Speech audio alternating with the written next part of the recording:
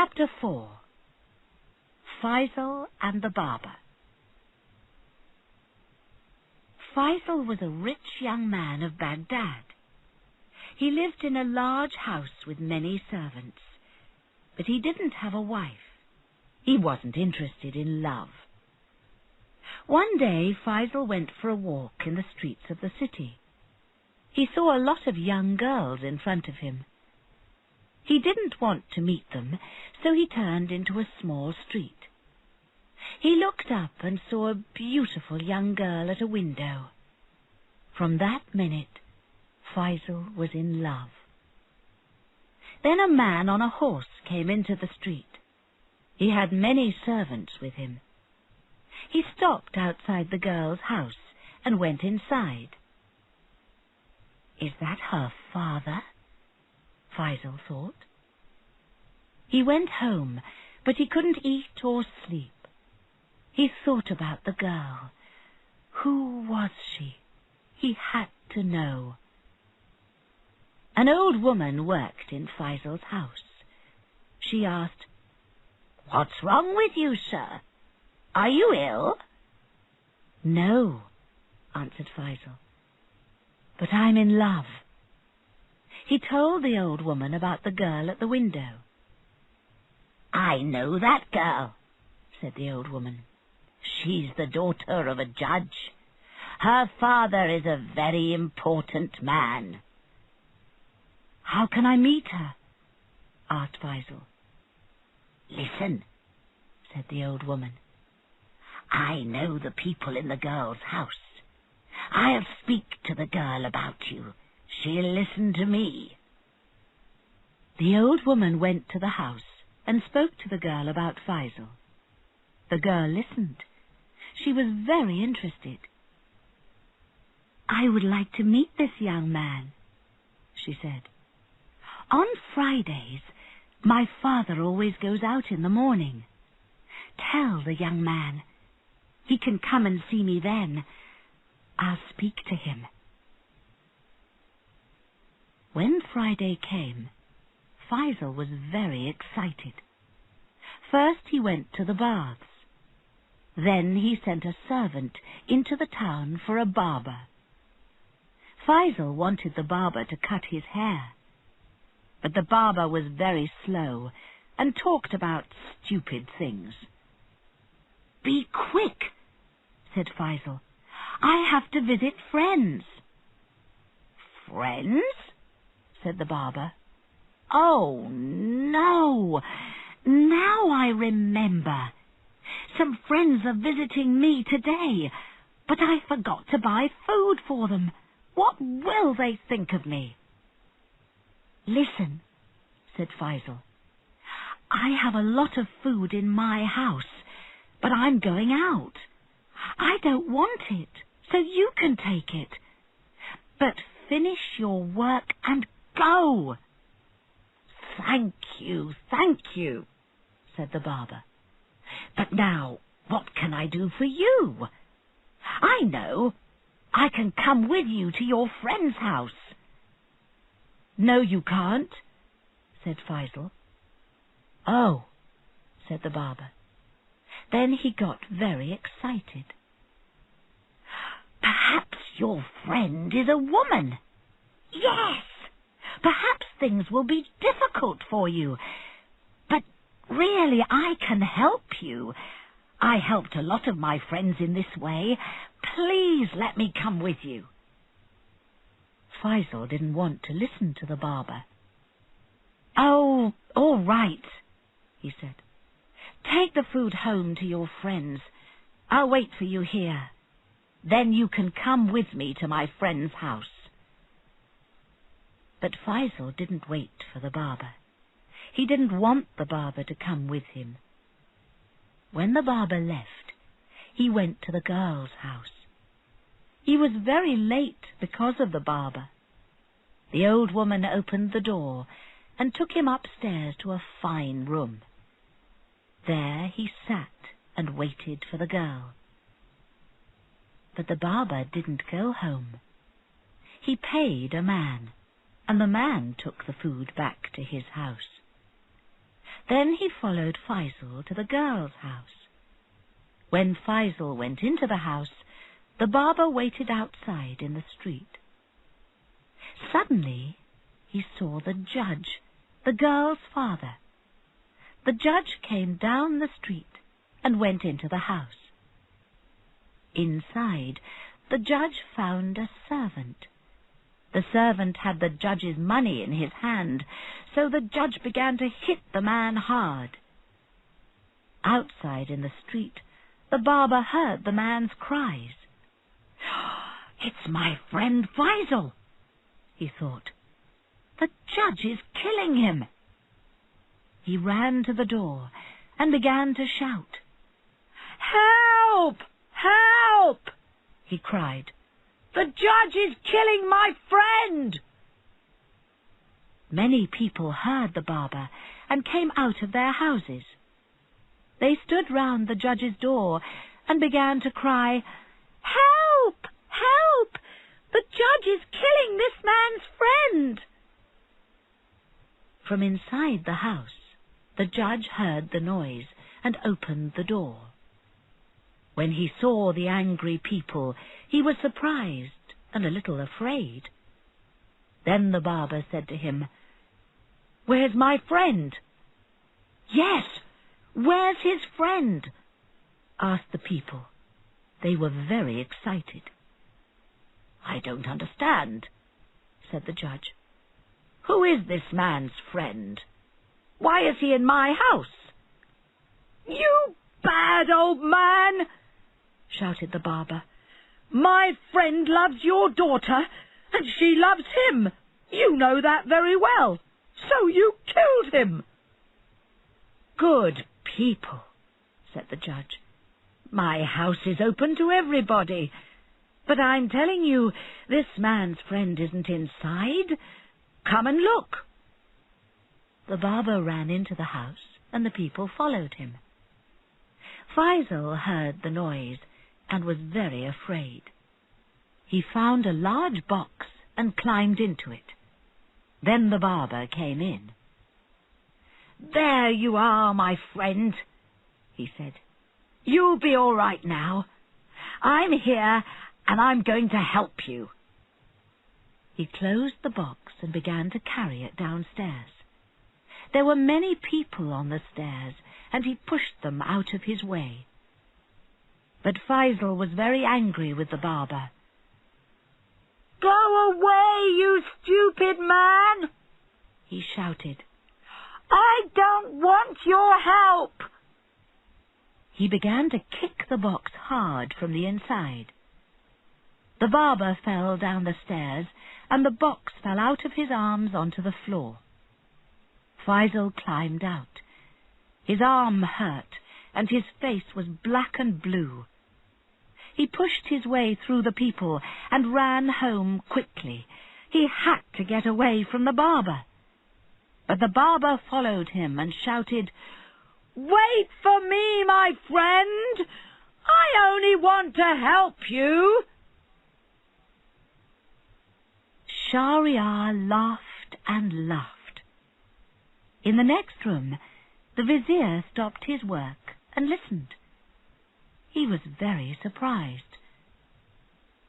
"Why is the Sultan laughing?" he thought. "And what is Scheherazade doing? Why isn't she dead?" The next night, Scheherazade began a new story. Chapter 5. The Boy Judge. Ali had a cake shop in the city of Baghdad. He wasn't rich, but he was a good man. He worked hard. Ali had a jar under the floor of his shop. Every week he put a small piece of gold into this jar. This money was for him when he was old and ill. When Ali was 50 years old, he took out the jar. There were more than 1,000 gold pieces inside. "I have a lot of money now," he thought. I would like to see the world before I die." So Ali sold his shop. But there was one problem: the jar of gold. He couldn't take it with him on the journey. Then he had an idea. He bought some olives and put them in the jar on top of the gold. Then Ali closed the jar and took it to his friend Hussein. Hussein also had a shop. "Please, can I leave this jar of olives with you?" he asked. "Of course, my friend," said Hussein. "Leave the jar of olives with me. Put it here in my shop." Ali was away for a long time. He went to Egypt and then Syria. One day when Ali was in Syria, Hussein's wife wanted some olives, but the shop in their street was shut. "There are some olives in my shop," said Hussein. "Do you remember? Ali left a jar of olives with me, but he never came back.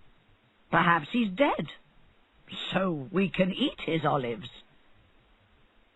Hussein went to his shop and opened the jar of olives. But the olives at the top were very old and dry. He put his hand down into the jar and pulled out not an olive, but a piece of gold. Then he pulled out more pieces of gold.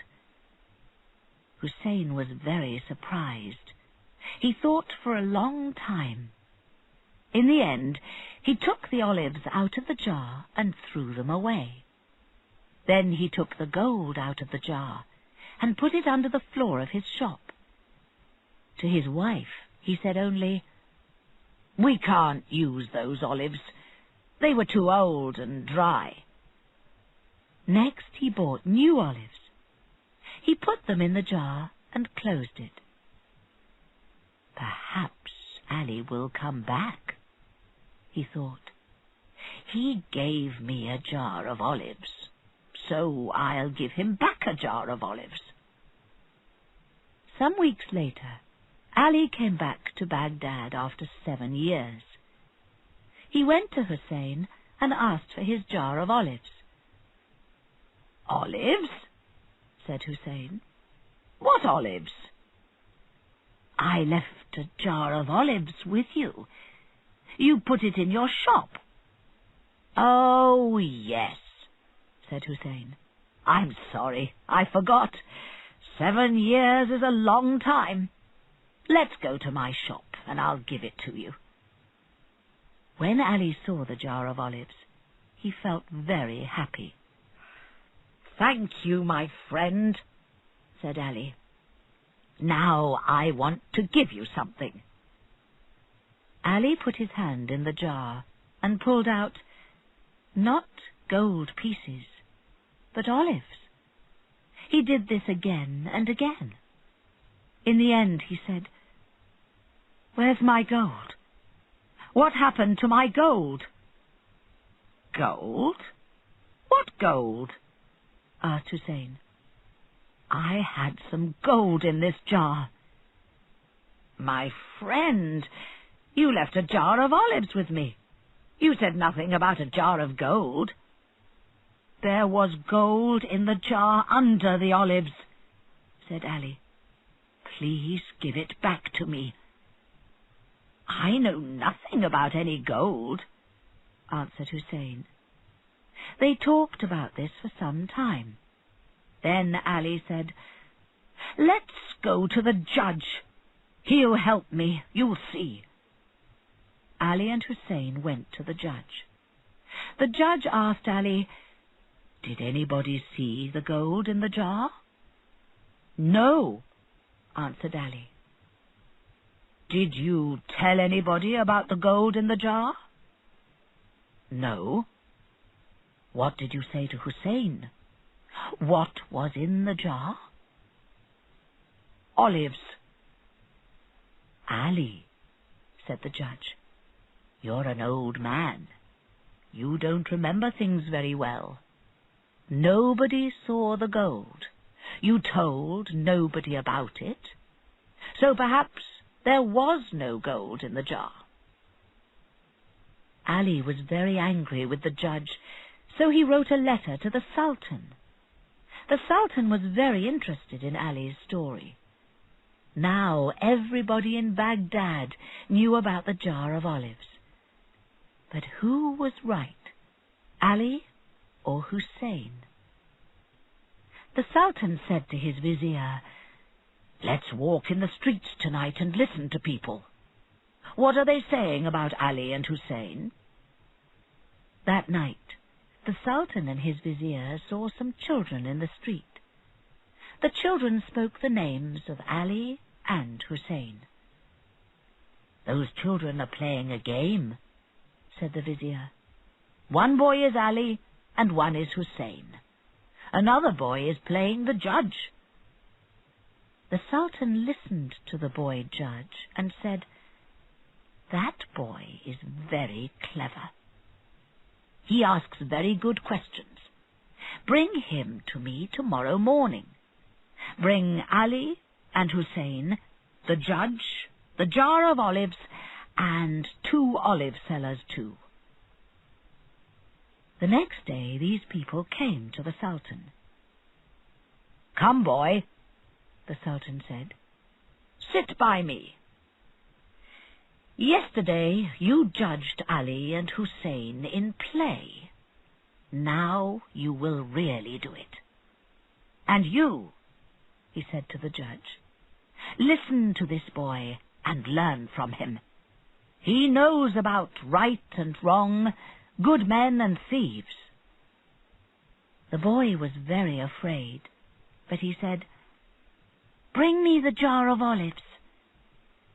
"Now," he said to Ali, "did you give this jar to Hussein?" "Yes," answered Ali. "Did Ali give this jar to you?" he asked Hussein. "Yes," answered Hussein. The boy pulled out some olives from the jar and ate them. Then he said to Hussein, "These olives are good. Did you eat any?" "No," said Hussein. "I didn't open the jar when Ali was away from Baghdad." The boy gave some olives to the 2 olive sellers. "Try these olives," he said. "They're 7 years old, but they're very good." "7 years old?" cried the olive sellers. "These olives aren't 7 years old. No olive is good after 3 years. It loses its colour. These olives are this year's olives." "But Hussein says these olives were in the jar for 7 years, said the boy judge. Everybody looked at Hussein. Hussein's face turned white. "I took the gold," he said. "I'm sorry, Ali." So Hussein lost his good name. Ali had his gold again, but lost a friend. And the boy stayed with the Sultan and later was a famous judge. "There aren't many good judges," said Shahryar. "I know another story about a judge," said Scheherazade. "A judge and a dwarf. It's very funny, but there's no time." "Yes, there's time. I'll give you another night." So the next night, Scheherazade started a new story.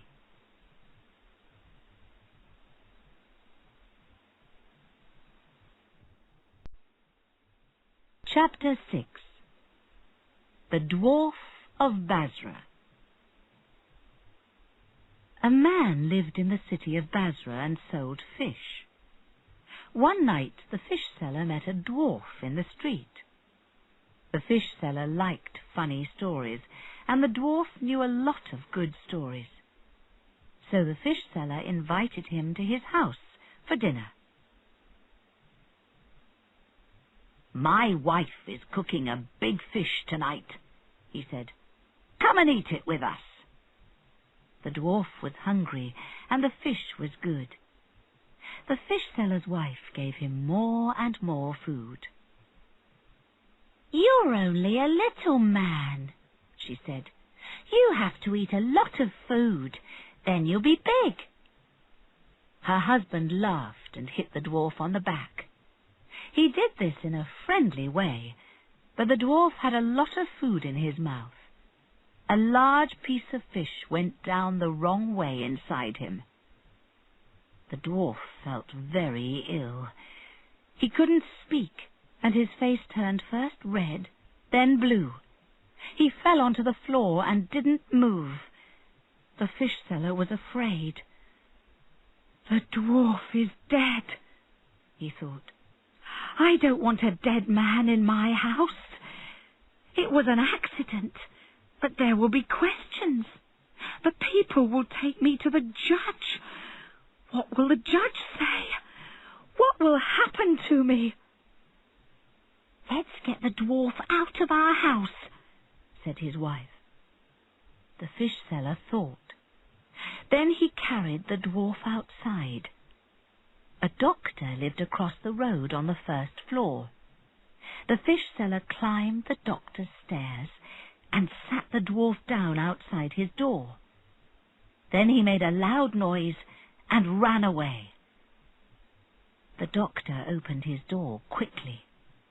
But when he did this, the door hit the dwarf hard. The dwarf fell down to the bottom of the stairs. The doctor ran downstairs after him, but the dwarf didn't move. "This little man is dead," he said. "It was an accident, but what will everybody say? He's a doctor, but he kills people. Nobody will come to me again. What am I going to do?" Then he had an idea. He looked up and down the street. It was late, and nobody was outside. An old bird seller lived in the next house. "I know," thought the doctor. "I'll throw the dwarf over the wall into the old bird seller's garden. Then the dwarf will be his problem, not mine." The dwarf went over the wall easily and came down near the birds. The birds started to make a loud noise. From inside the house, the old bird seller heard the noise.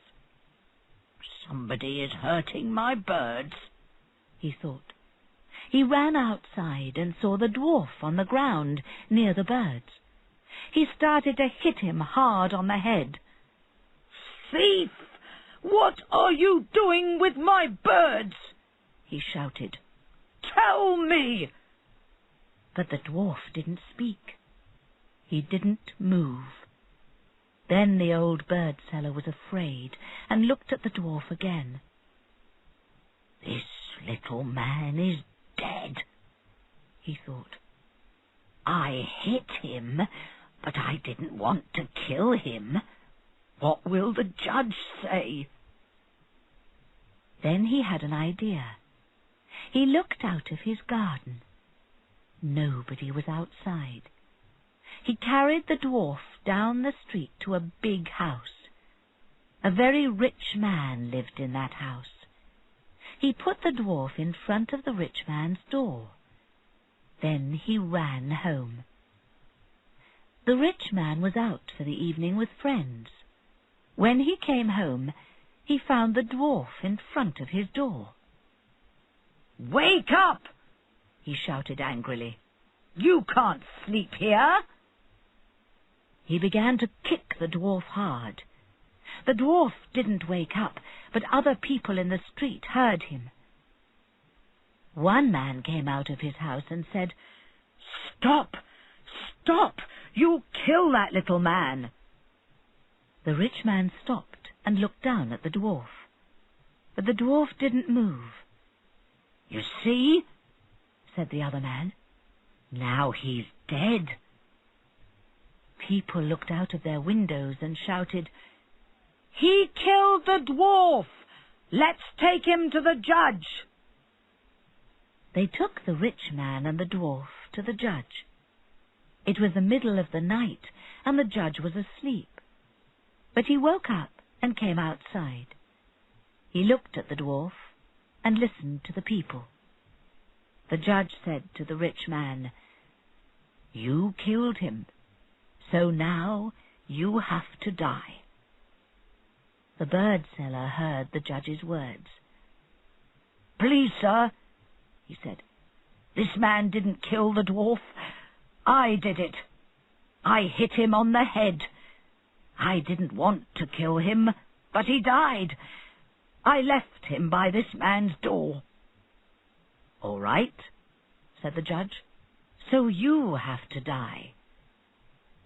When he heard this, the doctor thought, "I don't like this old bird seller, but he can't die.